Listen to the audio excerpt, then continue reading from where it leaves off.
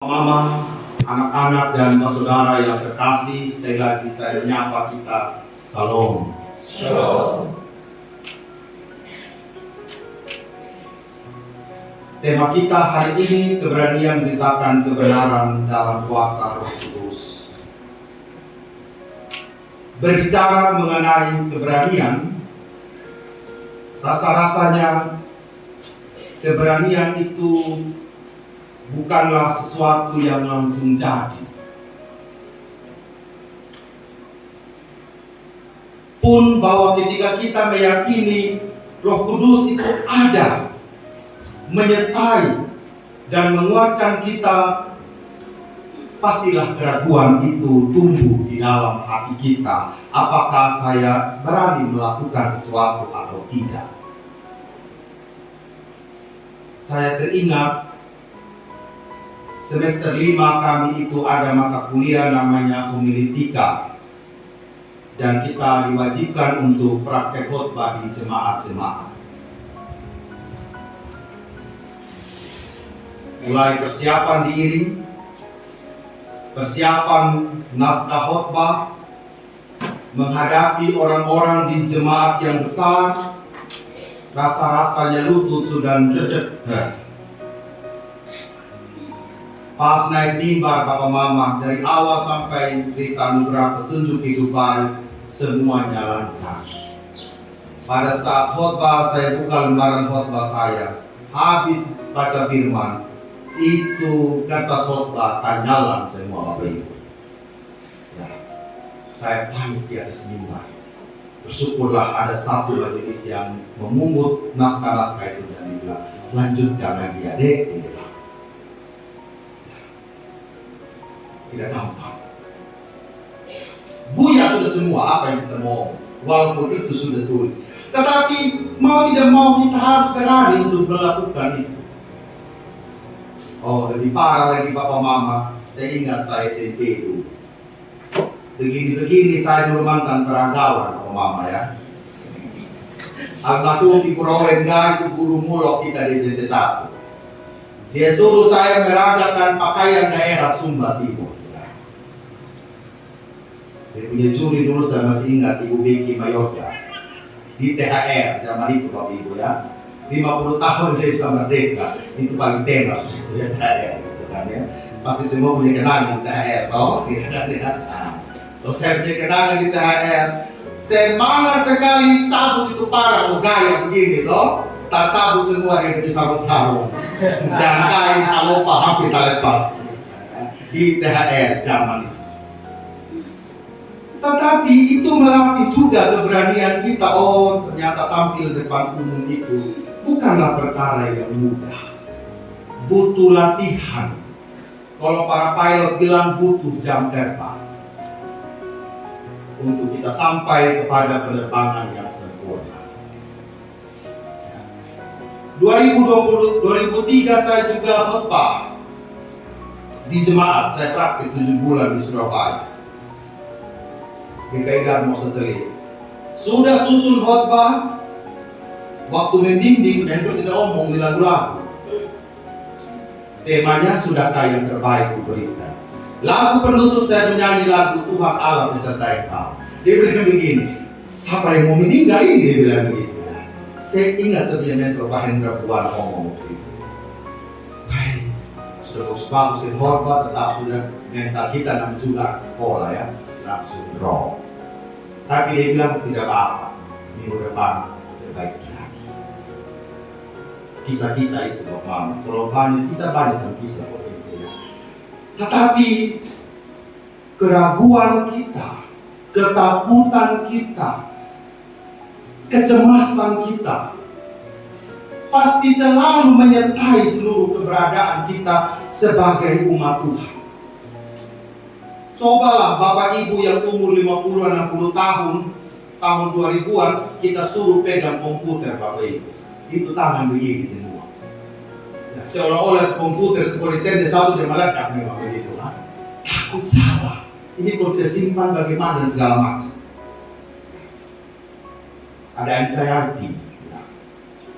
Orang takut zaman itu, tapi kalau sekarang semua kan cantik. oma-oma sekarang itu sama bidan tali itu eksis di Facebook gitu dengan baik begitu. Para murid Petrus dan Yohanes ini adalah pionir, baru memulai tugas penginjilan. Setelah Roh Kudus itu turun, mereka mulai sudah cari tempat di mana kira-kira kita harus mewartakan firman Allah. Mereka mulai di bait Allah, dan tentu saja tidak mudah bagi orang pertama, orang pionir, orang perintis untuk mengatakan tentang kebenaran Allah. Tuhan Yesus sudah ada, Roh Kudus juga ini hanya antara ada dan tiada juga kan. Kalau kita jumpa muka dengan muka mungkin, ya ada dia di samping saya. Tapi sekarang Roh Kudus menghembuskan dalam bentuk angin saja. Hanya kita rasakan saja tapi tidak kita lihat. Bagaimana meyakinkan para murid Yohanes, Petrus ini untuk melaksanakan tugas penginjilan.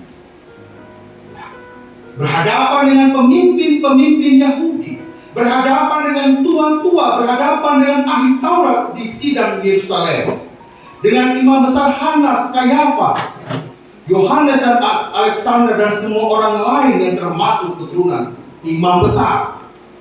Petrus dan Yohanes sedang berhadapan dengan kekuasaan. Kekuasaan berupa-rupa warnanya. Kekuasaan berupa bagaimana berhadapan dengan orang yang punya uang, orang yang punya kuasa, orang yang punya jabatan, orang yang punya pengaruh.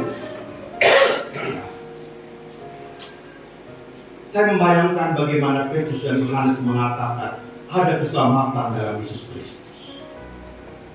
Saat budaya Yahudi, agama Yahudi begitu kuat. Ketika ke Filipi, Korintus, budaya Yunani sangat kuat. Orang-orang pandai begitu banyak. Bagaimana berhadapan antara ilmu pengetahuan yang benar dapat dibuktikan dengan iman ini bagaimana kalau kita mengatakan engkau beriman? Kita tidak tahu indikatornya apa Bapak Ibu. Yang kita tahu saja orang itu beriman, oh ya dia melakukan yang baik, dia pergi ke gereja, dia mengasihi keluarganya. Itu yang terlihat. Tapi hati yang dalam siapa yang tahu Pak Umar? Motivasi apa? Niat apa? Yang kita tahu. Sehingga Tuhan Yesus benar-benar mengatakan, jangan jadi orang yang munafik.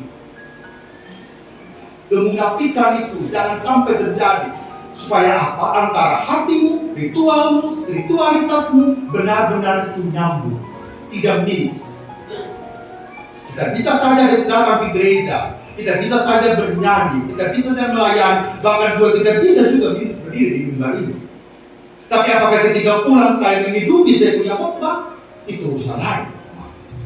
Disinilah bagaimana Yohanes dan Petrus itu benar-benar ingin memperkatakan seluruh kebenaran itu dan membuktikan bahwa keselamatan itu ada.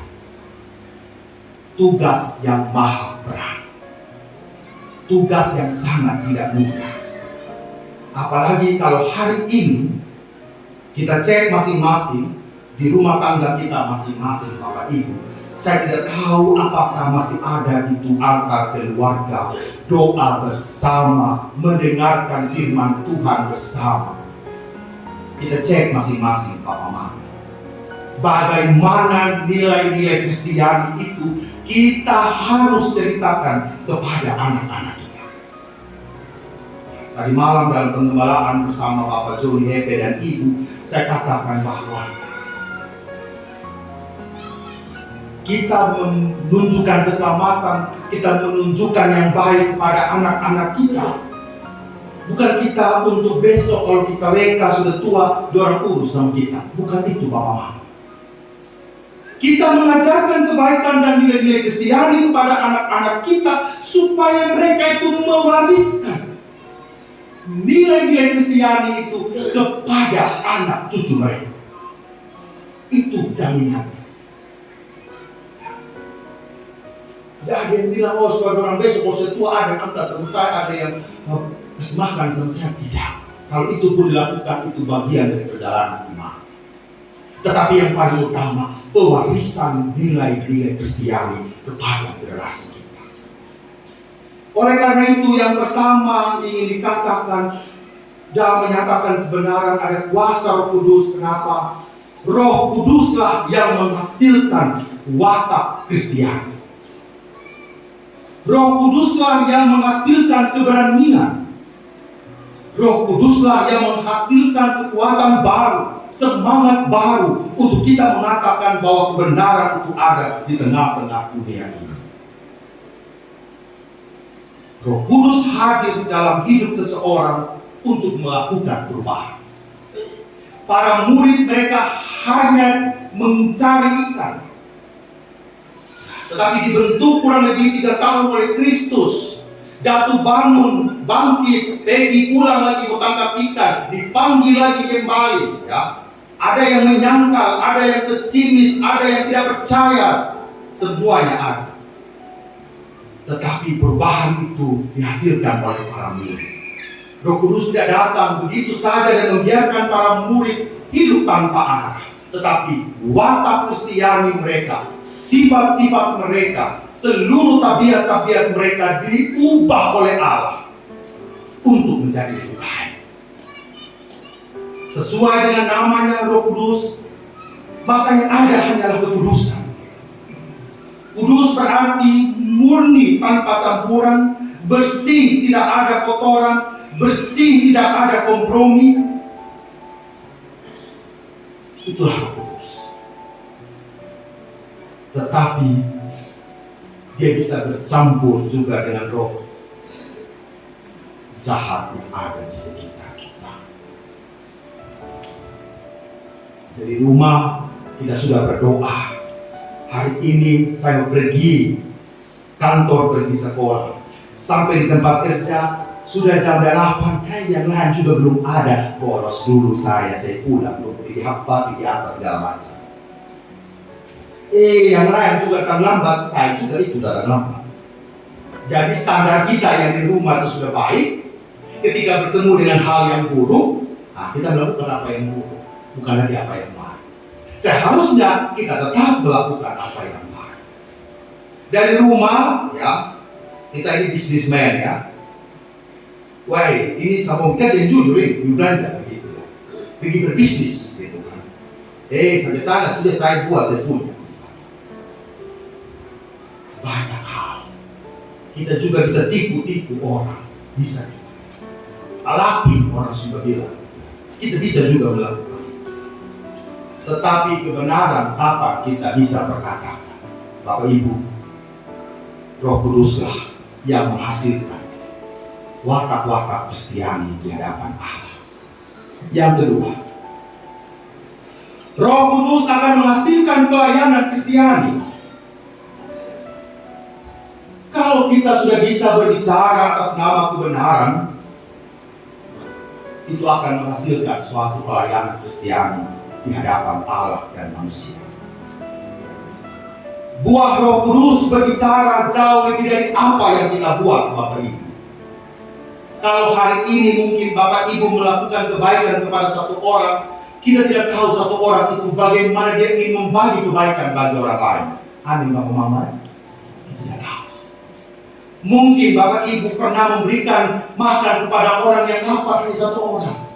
Tetapi mungkin di balik yang Bapak Ibu berikan makan kepada dia satu piring sebagai kepala keluarga, mungkin dia bisa bekerja hari itu menarik beca, mungkin dia bisa kerja untuk mencari hasil laut, dia bisa kasih makan 5-6 orang dalam rumah tangganya. Kita tidak tahu bagaimana Roh Kudus itu menghasilkan berlipat ganda kebaikan. Jadi tidak ada yang sia-sia di dalam hidup ini, Bapak Ibu. Kalau kita benar-benar membangun dengan penuh ketulusan apa yang saya kerjakan hari ini benar-benar dalam kuasa Roh Kudus. Dan apa yang saya kerjakan itu akan berhasil berlipat ganda. Ya, karena Tuhan juga ada di sana untuk menuntun orang yang sudah kita lakukan kebaikan itu untuk melakukan kebaikan yang begitu baik. Tidak ada juga yang mengatakan, sapi gereja ini sabab persembahan 10.000, apa sih arti buat gereja? Mungkin buat Bapak Ibu 10.000 itu makan nasi kuning, kamar putih dapat telur sama labu Jepang, ya toh? Tapi mungkin bahwa di sini dia akan menghasilkan sesuatu. Pelayanan kita, pembangunan kita, operasional dari seluruh pelayanan jemaat kita. Kalau kita kumpulkan dan kita kelola, dia menjadi sesuatu yang sangat berharga. Karena kita melandasinya dalam semangat Roh Kudus itu bukan hanya untuk kepentingan kita. Injil harus diberitakan dari Yohanes sama Petrus, menyadari itu, jadi mereka tidak mau main-main Bapak Mama terhadap tugas panggilan itu. Efesus 2 ayat yang ke-10 menegaskan demikian. Karena kita ini buatan Allah, diciptakan dalam Kristus Yesus untuk melakukan pekerjaan baik yang dipersiapkan Allah sebelumnya. Ia mau supaya kita hidup di dalamnya. Kita diperhatikan baik-baik. Kita buatan Allah, ya, ini kita buatan bukan ecek-ecek, ya, abang Allah. Allah yang buat sama kita. Diciptakan dalam Kristus Yesus, ya, untuk punya tujuan melakukan pekerjaan baik. Dan pekerjaan baik itu dipersiapkan Allah sebelumnya. Dipersiapkan Allah. Jadi apa yang kita lakukan, firman Tuhan ingin mengatakan, apa yang kita hasilkan itu dari Allah. Diberikan akal yang pandai, ya kan? Diberikan hikmat untuk mengelola usaha, diberikan talenta karunia untuk bernyanyi, bermusik, diberikan talenta untuk benar-benar mendoakan orang, diberikan talenta untuk, ya saya hanya bisa foto Pak Pendeta, oh tidak apa-apa. Itu talenta yang Tuhan sedang persiapkan padamu. Saya hanya bisa melatih anak-anak untuk gerak dan lagu, itu Tuhan sedang persiapkan engkau. Banyak hal. Pertanyaannya adalah, apakah kita mau mengerjakan supaya kita hidup di dalam seluruh kekuatan Roh Kudus? Yang ketiga, Roh Kudus menghasilkan sebuah pemahaman yang terus diperbaharui.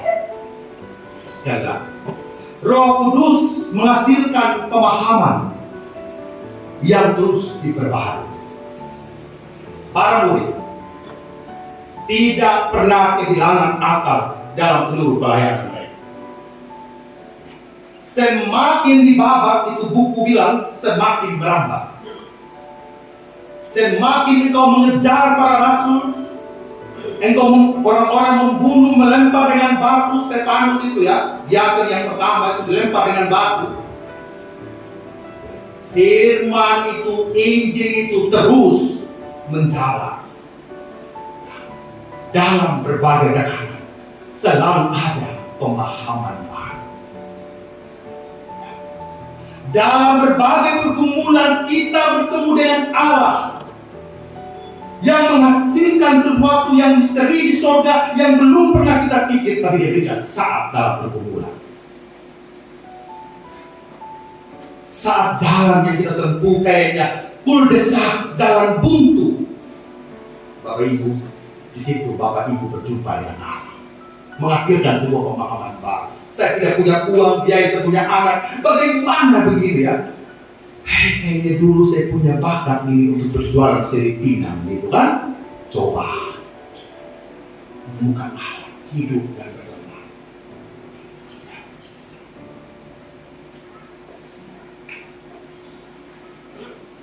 Jadi baik kita sedang susah, baik kita sedang senang Bapak Ibu, kalau Roh Kudus itu ada di dalam seluruh hidup kita, tidak pernah kita berputus asa dan mengatakan, iya sudah Tuhan, saya sudah begini, mau bagaimana?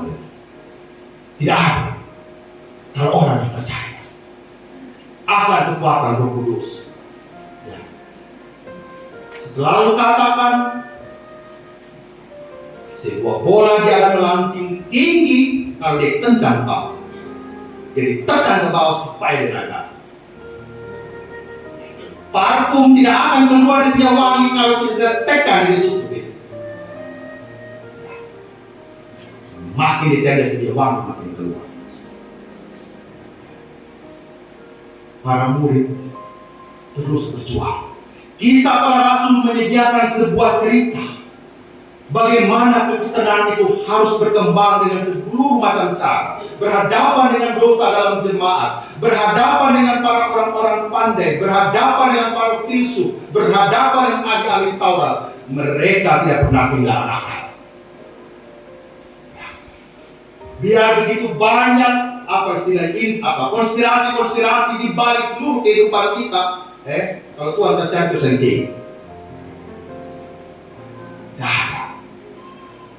Konspirasi sehebat apapun yang dibuat oleh manusia, kalau ini dihancurkan oleh Allah, selesai. Sehingga para murid tetap diberikan keleluasaan menjalani bagaimana hidup itu benar-benar untuk menyampaikan kebenaran. Papa Mama, hidup kita yang tahu dengan Allah. Di level mana saat ini Bapak Ibu sedang berada, entah kecemasan, ketakutan dalam memulai sesuatu, adik-adik juga mungkin yang akan kuliah ragu-ragu, berangkat mondar-mandir di kuliah di mana apa segala macam, orang tua juga pusing bagaimana mikirkan biaya. Papa Mama, niatkan itu dalam doa.